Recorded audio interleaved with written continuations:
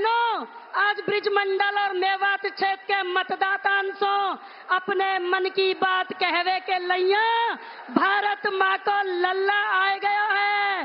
अरे कोई पुष्पन ते, कोई तारीन ते और कोई खुशी के आंसू ते और भारत माँ के शेर को स्वागत कर रहे हैं। बिरज में हो रही जय जयकार, बिरज में मोदी आया है। बिरज में हो रही जय जयकार, बिरज में मोदी आया है। मोदी जी को जय श्री राम, मोदी जी को जय श्री राम। 1 2 3 4, 1 2 3 4। देखो देखो कौन आया, देखो देखो कौन आया। राम की सो मोदी जी, राम की सो मोदी जी, भरोसा है आपको। आपने विपक्ष के सदियों पुराने पिंजरों को तोड़कर हमारे सपनों को उड़ान दी है और इसी भरोसे के साथ मैं अपने अनवरत कर्मशील प्रधानमंत्री जी से आग्रह करती हूं कि आप आए और हमारे भीतर ऊर्जा का संचार करें। माननीय प्रधानमंत्री मोदी जी को जय श्री राम, मोदी जी को राधे श्याम। देखो देखो कौन आया। जय जय श्री राधे, जय श्री कृष्णा। सारे बुजुर्गों ने, भाई बहना ने और नौजवान ने, मेरी औरतें, राम राम जी।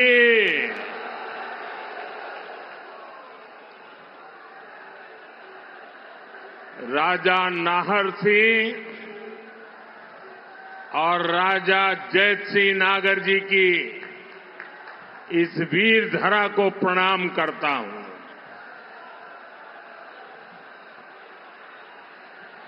आप सभी इतनी बड़ी संख्या में हमें आशीर्वाद देने आए हैं। दूर दूर तक जहां भी मेरी नजर पहुंच रही है, लोग ही लोग हैं। उत्साह और उमंग से भरा हुआ ये दृश्य चुनाव के नतीजों का एहसास दिला रहा है।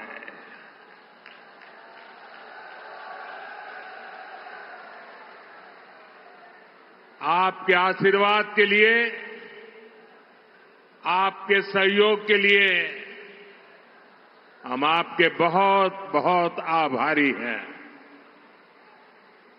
साथियों, हरियाणा में तो चुनाव अभियान चल रहा है, लेकिन आज जम्मू कश्मीर में अंतिम चरण का मतदान हो रहा है। वहां बहुत भारी संख्या में लोग लोकतंत्र के पर्व में हिस्सा ले रहे हैं। मैं जम्मू कश्मीर के सभी मतदाताओं से कहूंगा कि वे अपना वोट जरूर डालें। साथियों, मैं यहां नजर कर रहा हूं, काफी परिचित चेहरे नजर आ रहे हैं।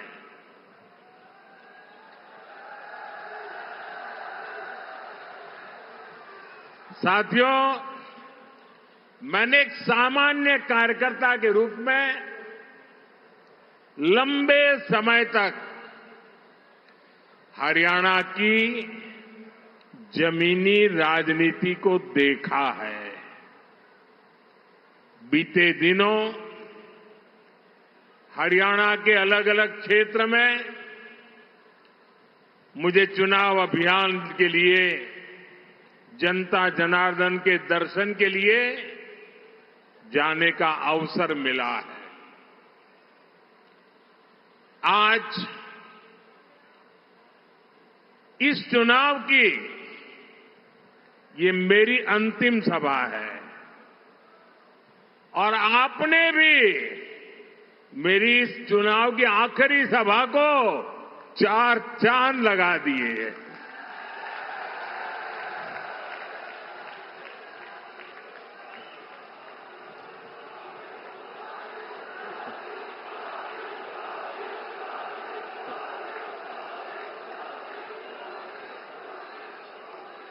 आज गांव-गांव में चारों तरफ भाजपा की लहर है।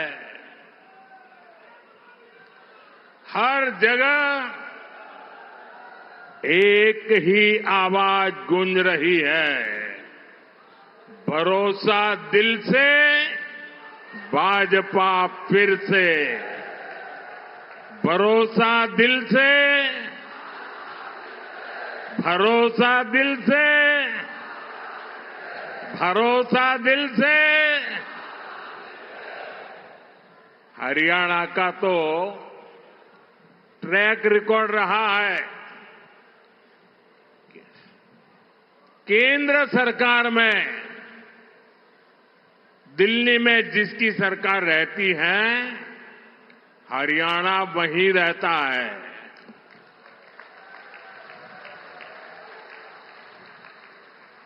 आपने दिल्ली में तीसरी बार भाजपा सरकार बनाई, अब यहां तीसरी बार भाजपा सरकार बनाना आप लोगों ने तय कर लिया है।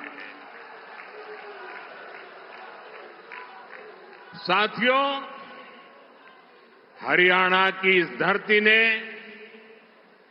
हमें गीता का संदेश दिया है। हरियाणा ने हमें सिखाया है, काम करो, मेहनत से काम करो। लेकिन कांग्रेस का फॉर्मूला है, न काम करो और न दूसरों को काम करने दो। कांग्रेस की राजनीति केवल झूठे वादों तक सीमित रहती है, जबकि भाजपा की राजनीति मेहनत करना और परिणाम ला करके दिखाना। हम मेहनत पे ध्यान केंद्रित करते हैं, हम परिणाम पर ध्यान केंद्रित करते हैं। और कांग्रेस कभी भी खुद मेहनत नहीं करती। कांग्रेस को लगता था कि 10 साल हो गए, हरियाणा वाले उन्हें थाली में परोसकर सत्ता दे देंगे। यही गलतफहमी कांग्रेस को मध्य प्रदेश में भी थी। वहां भी कांग्रेस के लोग पहले ही जीत का जश्न मनाने लग गए थे, लेकिन वोटिंग के दिन मध्य प्रदेश की जनता ने कांग्रेस को दिन में तारे दिखा दिए, आईना दिखा दिया।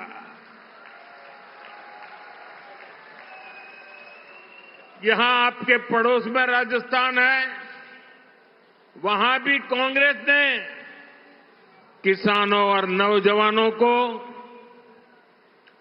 भाजपा के विरुद्ध भड़काने की भारी कोशिश की थी, लेकिन हुआ क्या? कांग्रेस धड़ाम हो गई, धड़ाम।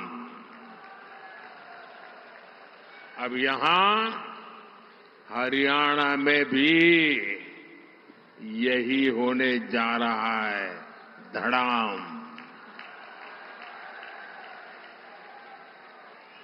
हरियाणा के लोग कांग्रेस को यहां सरकार से सैकड़ों मील दूर रखने वाले हैं। साथियों, यहां हरियाणा में कांग्रेस के भीतर जो कलह मची है,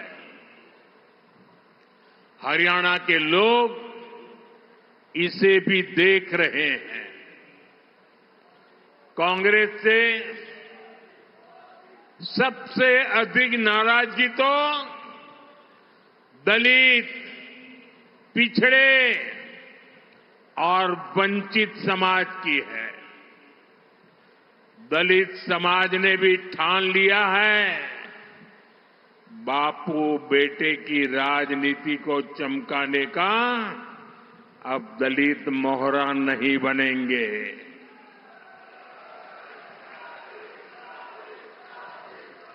वो देख रहा है कि कैसे भाजपा सबको अवसर दे रही है। हमारे मुख्यमंत्री सैनी जी बड़ी विनम्रता के साथ सबको साथ लेकर चल रहे हैं। साथियों, कांग्रेस ने 60 साल 70 साल तक देश पर राज किया।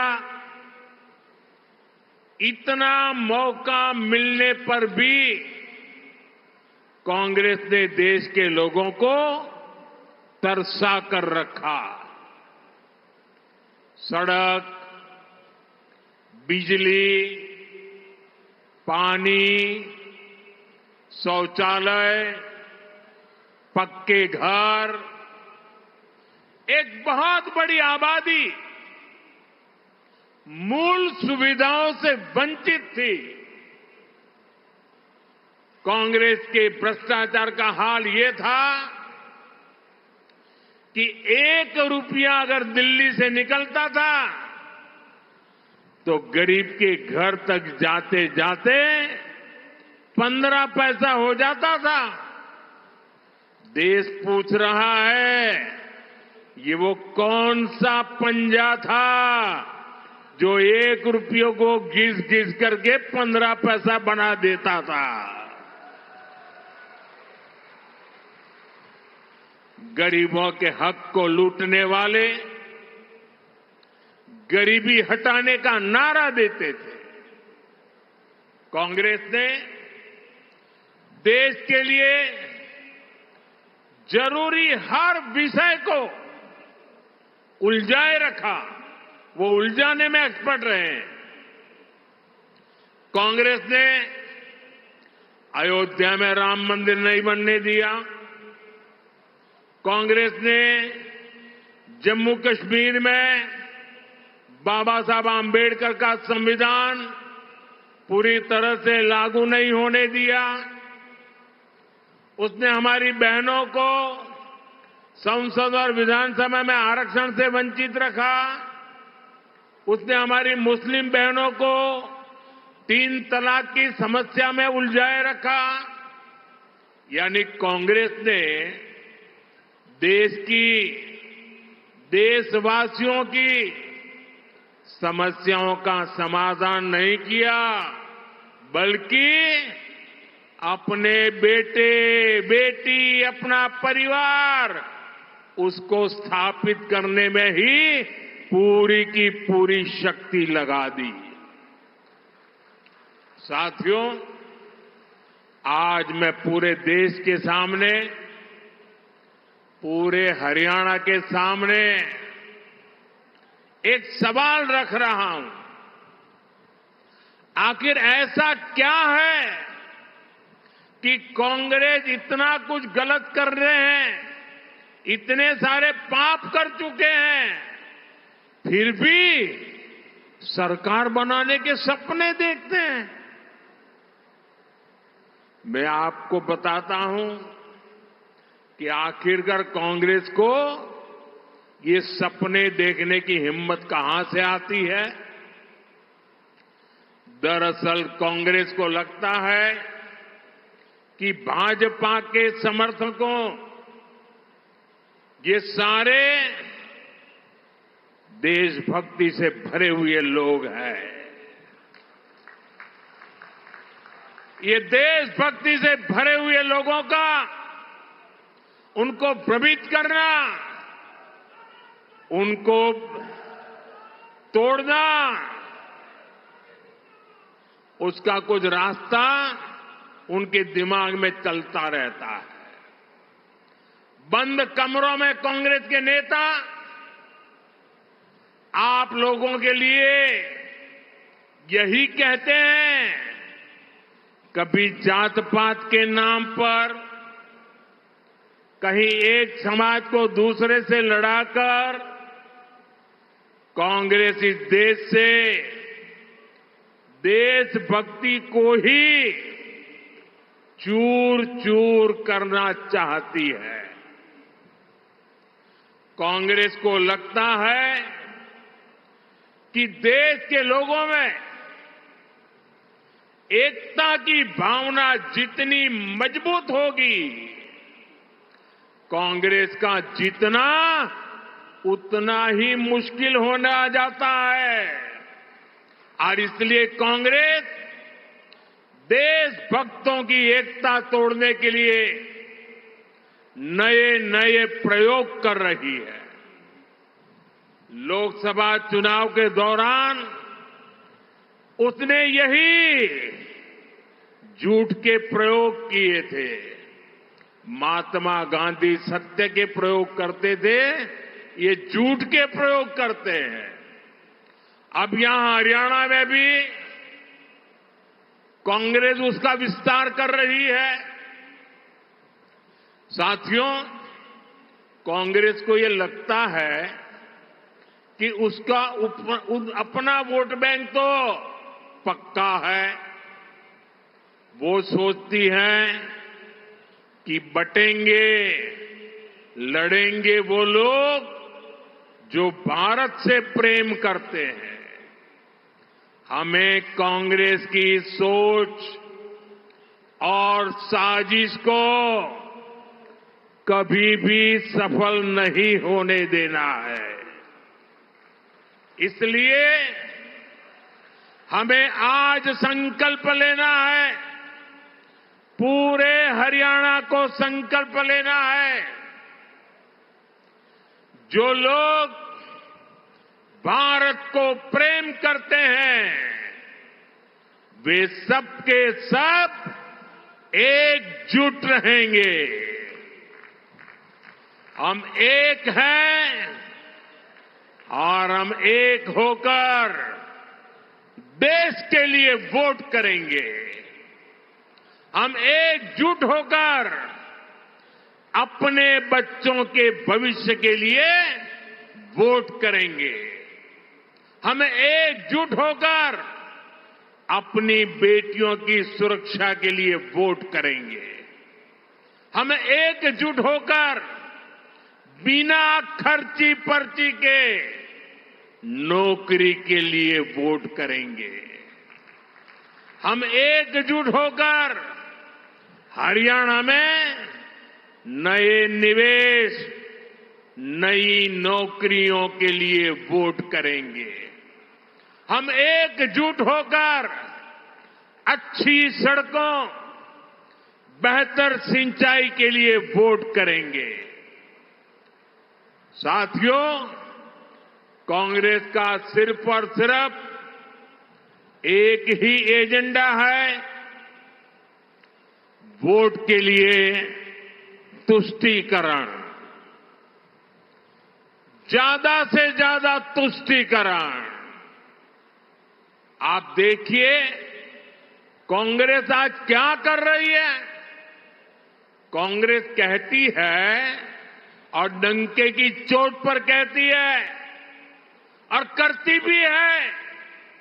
कांग्रेस कहती है कि वो दलितों और पिछड़ों का आरक्षण खत्म कर देंगे। कर्नाटका में इन्होंने यही तो किया है। जैसे ही कर्नाटका में कांग्रेस की सरकार बनी, इन्होंने दलितों, पिछड़ों का आरक्षण छीन लिया। कांग्रेस ने दलितों, पिछड़ों का आरक्षण धर्म के आधार पर अपने वोट बैंक में बांट दिया। यही कांग्रेस है जिसने अनेकों स्कूल कॉलेजों, यूनिवर्सिटियों को माइनॉरिटी संस्थान घोषित कर दिया। जो पहले माइनॉरिटी नहीं थे, अच्छे खासे कानून नियम से चलते थे, लेकिन उन्होंने वोट बैंक के खातिर ऐसे हजारों संस्थाओं को माइनॉरिटी बना दिया। इनमें क्या हुआ? परिणाम ये हुआ कि पहले दलितों और पिछड़ों के बच्चों को जो दाखिला मिलता था वो बंद हो गया। ऐसी संस्थाओं में नौकरियों में जो आरक्षण था वो भी बंद हो गया। कांग्रेस ऐसे ही काम हरियाणा में भी करना चाहती है।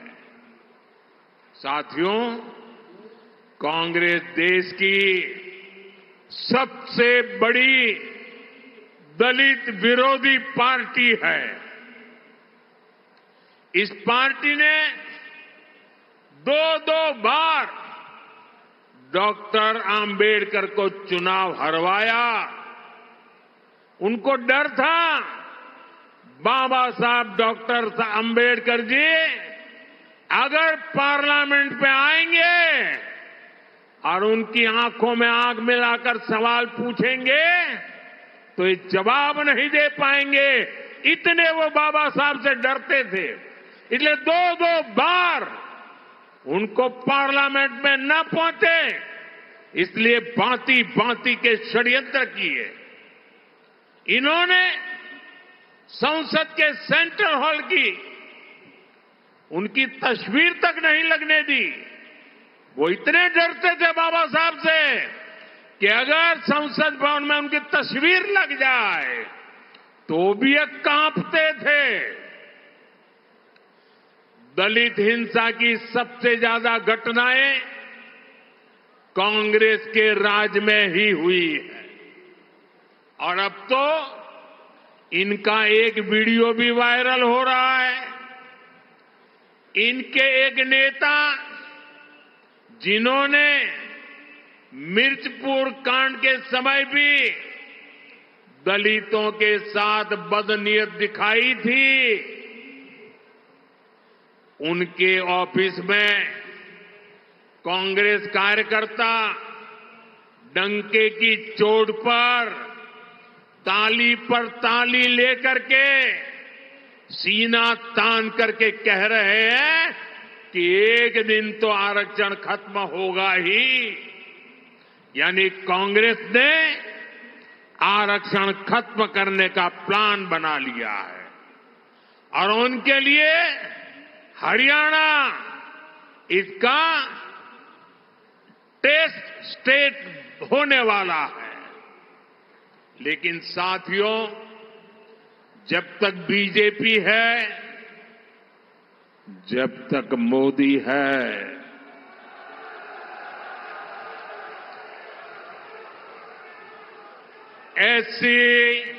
एससी और ओबीसी समुदाय को संविधान से मिले आरक्षण का हक कोई नहीं छीन सकता। आपने देखा होगा ये लोग दिन रात मुझे गालियां देते हैं। अब हमारे मुख्यमंत्री जी सैनी जी को भी गालियां देते हैं। हमारा और कोई गुनाह नहीं है। हमारा गुनाह यही है कि हम ओबीसी अति पिछड़ी मां की कोख से पैदा हुए हैं, इसलिए गालियां दे रहे हैं। साथियों, आज की कांग्रेस अर्बन नक्सलियों के शिकंजे में है। दुनिया में जो भारत को बदनाम करने में जुटे हैं, जो हमारे दुश्मनों के एजेंडे को आगे बढ़ाते हैं, कांग्रेस के नेता उनको खुलेआम गले से लगाते हैं। ये अर्बन नक्सली गठजोड़ भारत को कभी भी मजबूत होते नहीं देख सकता। इसलिए ये लोग हमारी सेना पर भी हमला करते हैं। आप देखिए, हमारी सेना ने दुश्मनों को बार बार पीटा, लेकिन कांग्रेस का शाही परिवार दुश्मनों की तारीफ करता है। साथियों, मैं सोशल मीडिया पर कुछ पोस्ट देख रहा था। वहां कांग्रेस को लेकर कुछ लोगों ने कुछ पोस्टर डाले थे। इनमें लिखा था कि कांग्रेस के लोग जोर जोर से कहते हैं कि 370 वापस लाएंगे, लेकिन कांग्रेस ने एक बार भी कभी ये नहीं कहा कि पीओ को वापस लाएंगे। पीओ के वापस लाना उनके मुंह से नहीं निकलता है। कांग्रेस ने देश का मुकुट तोड़ दिया, कश्मीर के भी टुकड़े कर दिए, इतना बड़ा हिस्सा गंवा दिया। ये उस पीओके को वापस लाने की बात नहीं करते, लेकिन ये लोग 370 वापस लाना चाहते हैं। ये बातें आज सोशल मीडिया पर कांग्रेस के लिए लिखी जा रही है। सही में ये देश का दुर्भाग्य है। 370 की वापसी के मुद्दे पर कांग्रेस को कौन उसकी तारीफ कर रहा है? कांग्रेस को पाकिस्तान की सरकार ने भरपूर समर्थन दिया है। अब आप ही बताइए, जो एजेंडा पाकिस्तान को पसंद है, वो कट्टर देशभक्त मेरे हरियाणा के लोगों को क्या कभी भी पसंद आ सकता है? क्या कभी भी पसंद आ सकता है? क्या जो कांग्रेस पाकिस्तान को खुश करती है, वो हरियाणा को कभी भी खुश रख सकती है? क्या साथियों, कांग्रेस देश की सबसे बेईमान और धोखेबाज पार्टी है।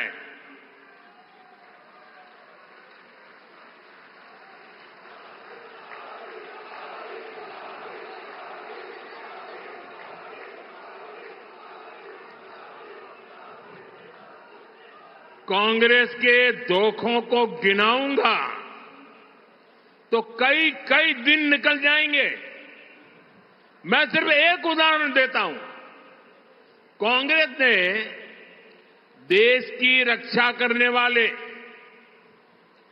देश के लिए शहीद होने वाले फौजियों तक धोखा किया। 40 साल तक कांग्रेस ने वन रैंक वन पेंशन नहीं दिया। सिर्फ 500 करोड़ रुपए दिखाकर कांग्रेस कहती थी OROP, one rank one pension, 500 crore. जबकि मैंने रेवाड़ी में वादा किया था आकर के 2013 सितंबर में, और रेवाड़ी की धरती से मैंने कहा था, रेवाड़ी वीरों की धरती है, देश के लिए मर मिटने वालों का ये इलाका है। और तब मैंने कहा था, तब तो मैं चुनाव लड़ रहा था, प्रधानमंत्री नहीं बना था, मैंने कहा था कि मैं वादा करता हूं, मैं वन रैंक वन पेंशन लागू करके रहूंगा। और हमने लागू किया, और लागू किया तो फौजी परिवारों को करीब करीब 1.25 करोड़ रुपए दिए। अब बताइए, जिस काम के लिए 1.25 करोड़ रुपए लगने वाले थे, ये 500 करोड़ दिखा करके कहते थे कि ओआरओपी दे दिया। क्या ये धोखा है कि नहीं है? धोखा है कि नहीं है? ये फरेब है कि नहीं है? ये झूठ है कि नहीं है? यहां हरियाणा में भी हमारे फौजी परिवारों को 10,000 करोड़ रुपए से ज्यादा मिले हैं। मोदी के लिए फौज की प्राथमिकता सबसे बड़ी है। फौज का सम्मान सबसे बड़ा है। और कांग्रेस से हम इसकी कोई उम्मीद नहीं कर सकते। साथियों, कांग्रेस की कथनी और करनी में हमेशा फर्क रहा है। कांग्रेस ने, ये पड़ोस में हिमाचल प्रदेश है, कांग्रेस ने हिमाचल की बहनों और नौजवानों को भी ऐसा धोखा दिया है, हिमाचल कभी भी कांग्रेस को माफ नहीं करेगा। कांग्रेस ने, जैसे यहां हरियाणा में कांग्रेस वाले अनाप शनाप बोल रहे हैं ना, ऐसा ही उन्होंने हिमाचल में किया था। कांग्रेस ने वहां चुनाव जीतने के लिए कहा था कि हर महीने बहुत सारे पैसे देंगे। आज 2 साल हो चुके हैं, उन्हें कुछ नहीं मिला। कांग्रेस ने पहली कैबिनेट में ये लाखों नौकरियों पर मुहर लगाने का वादा किया था। वहां इन लोगों ने सरकारी कर्मचारियों को बड़े बड़े सपने दिखाए। आज उनको तनख्वाह भी समय पर नहीं मिल रही है। कहां तो कांग्रेस को हिमाचल के लोगों से माफी मांगनी चाहिए थी, लेकिन कांग्रेस को ठगी की लत लगी है। वो अब कांग्रेस वाले हरियाणा वालों को भी वो ठगी की लत के कारण अब झूठे झूठे वायदे बेच रहे हैं। कांग्रेस यहां हरियाणा के किसानों को तारे तोड़कर लाने की बातें कर रही है, लेकिन आप याद रखिए, जहां उसकी सरकार है, कर्नाटका में है, तेलंगाना में है, वहां इनमें से एक भी वादा लागू नहीं करते हैं। यानी कांग्रेस की नीयत में ही खोट है। साथियों, कांग्रेस हरियाणा के नौजवानों के हितों के खिलाफ है।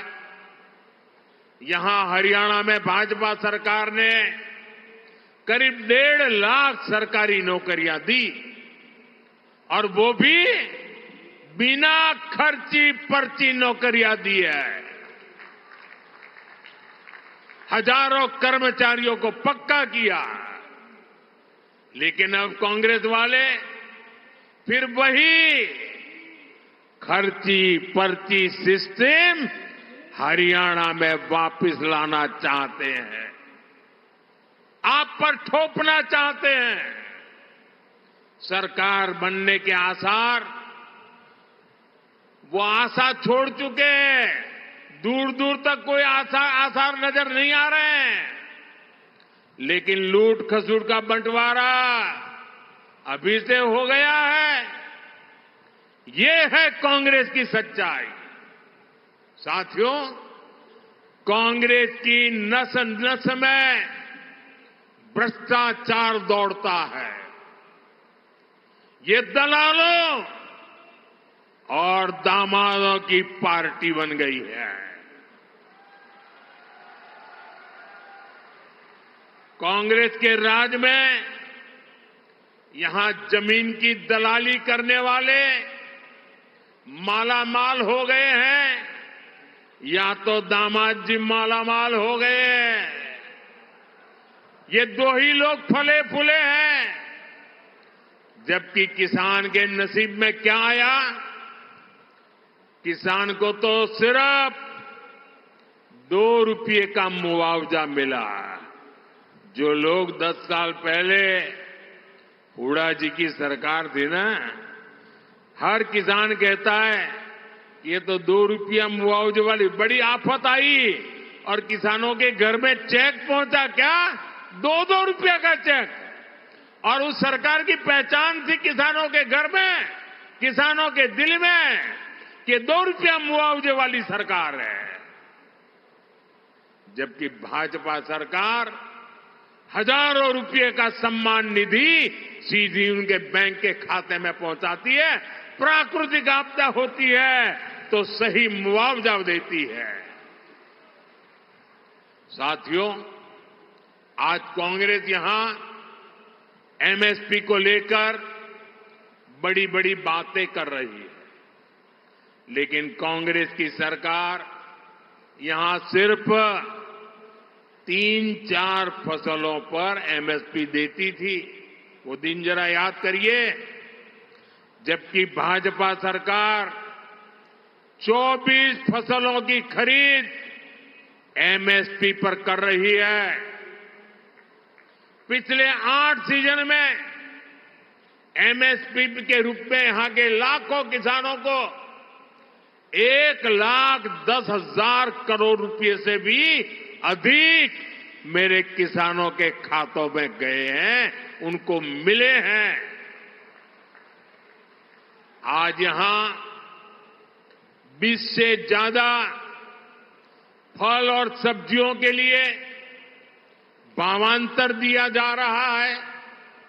बाजरा और सूरजमुखी के लिए भी 900 करोड़ रुपए से अधिक इसका भावांतर दिया जा गया है। इससे हरियाणा के किसानों की बड़ी मदद हुई है। साथियों, आज मैं हरियाणा की माताओं, हमारी बहनों, हमारी बेटियों में भाजपा के प्रति सबसे अधिक उत्साह देख रहा हूं। यहां भी मैं देख रहा हूं, दूर दूर तक माताएं बहनें बैठी हुई है। हरियाणा की बेटियां आज चारों तरफ झंडे गाड़ रही है। भाजपा सरकार की हर योजना माताओं, बहनों, बेटियों में नया आत्मविश्वास पैदा कर रही है।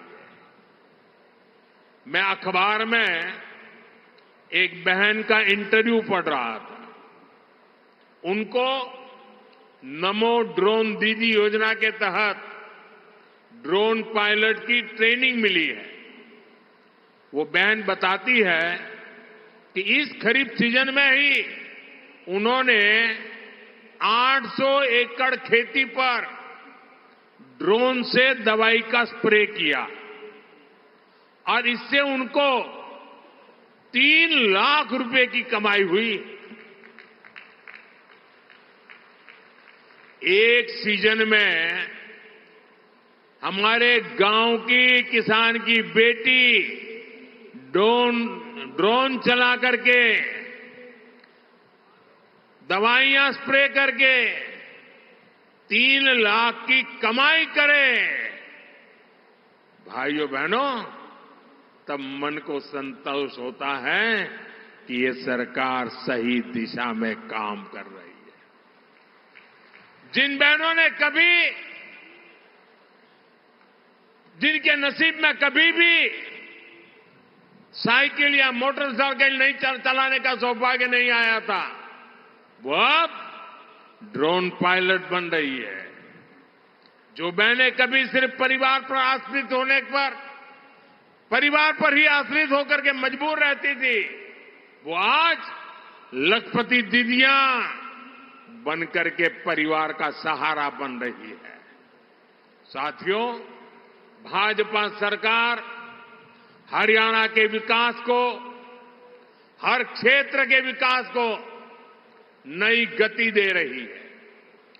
बल्लभगढ़ तक मेट्रो पहुंच चुकी है और अब पलवल भी मेट्रो से कनेक्ट होने वाला है। पलवल देश का हाईवे हब भी बन रहा है। भाजपा सरकार पूरे ब्रज क्षेत्र के विकास पर जोर दे रही है। इसका फायदा यहां के लोगों को मिलेगा। पड़ोस में जेवर अंतर्राष्ट्रीय हवाई अड्डे से भी आपको बहुत लाभ होगा। ये एरिया रेल कनेक्टिविटी का भी हब बनता जा रहा है। Palwal Sonipat orbital railway corridor हो या फिर मालगाड़ियों के लिए स्पेशल कॉरिडोर, यहां के किसानों और उद्योगों के लिए अवसर ही अवसर है। वल्लभगढ़ में कॉलेज और पृथला में स्किल यूनिवर्सिटी बनने से भी नौजवानों को सुविधा मिली है। नाहरसी क्रिकेट स्टेडियम का निर्माण भी यहां के युवाओं को बहुत मदद करने वाला है। साथियों, ये चुनाव नया इतिहास बनाने का है। ये चुनाव हरियाणा को विकास की नई बुलंदी देने का है। दिल्ली में आपका ये बेटा बैठा है।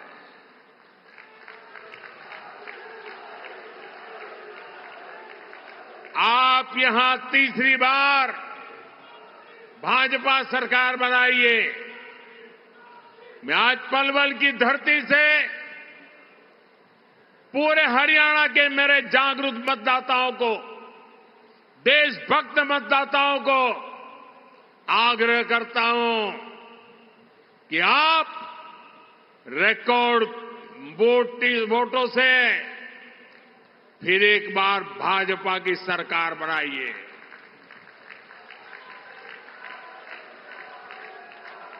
हरियाणा के तेज विकास की गारंटी ये मोदी की गारंटी है। फरीदाबाद हो, पलवल हो, मेवात हो, गुड़गांव हो, भाजपा के हर उम्मीदवार को आपको भारी बहुमत से विजयी बनाना है। मैं सभी उम्मीदवारों से आग्रह करता हूं, जरा आगे खड़े हो जाए सभी उम्मीदवार जो चुनाव लड़ने वाले हैं, वो जरा आगे आ जाएं।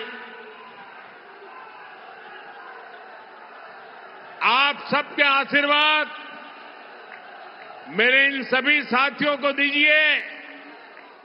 मुझे आपकी सेवा करने का मौका दीजिए। मैं फिर एक बार इतनी बड़ी तादाद में आशीर्वाद देने के लिए आए, मैं सर झुका करके आपका नमन करता हूं, आपका अभिवादन करता हूं। मेरे साथ बोलिए भारत माता की।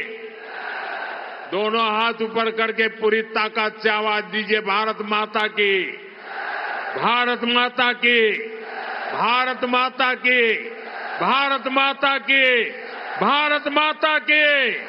बहुत बहुत धन्यवाद।